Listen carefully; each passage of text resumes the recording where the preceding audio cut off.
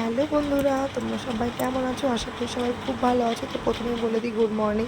আজ আমি তোমাদের সাথে একটা মিনি ব্লগ নিয়ে চলে এসেছি। দেখো, আমি ঘুম থেকে উঠে ফ্রেশ হতে গেলাম, তো আমার মেয়েটাও উঠে গেল, আমি ফ্রেশ হয়েও চলে এসেছি। দেখো, ঘরটা ক্লিন করে নেব, ঘরটাও গোছানো হয়ে আছে। তো আমি ঘরটাকে ক্লিন করে নিয়ে চলে এসেছি, তোমরা দেখতেই পাচ্ছ। দেখো, আমার ভালো লাগে না অগোছালো ঘর, তা আমি সবসময় চেষ্টা করি ক্লিন করে রাখার। তো যাই হোক, আমি এখন আমার মেয়েকে খাইয়ে নেব। তো মেয়েকে খাইয়ে নিয়ে আমি এখন চলে যাব ফ্রেশ হতে। তো আমি ফ্রেশ হয়ে স্নান টান করে চলে এসেছি একদম রেডি হয়ে। তো আমি এখন চুলটাকে শুকিয়ে নেব।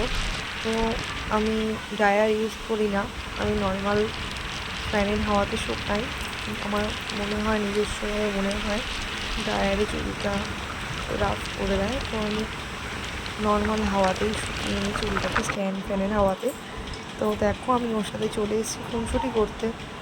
আর দেখিয়েছিলাম তোমাদের হয়তো একটা সিরাম ইউজ করি আমি। তো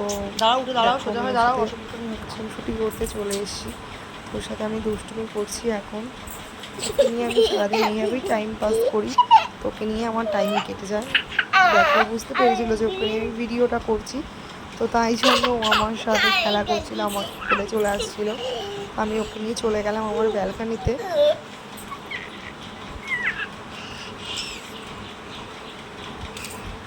দেখো কি দুষ্টু ও। ওকে আমি বারবার বলছিলাম, বাবাই তুমি হাই করে দাও, হাই করে দাও, কিছুতেই হাই করবে না। তারপরেও বারবার আমাকে নিয়ে লাফালাফি করছিল। তো দেখো, যাই হোক বন্ধুরা, আমরা চলে এসেছি রাতে আমার ডিনার নিয়ে।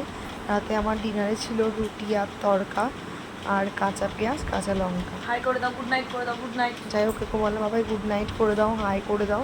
তো বলে দিল গুড নাইট। টাটা বন্ধুরা।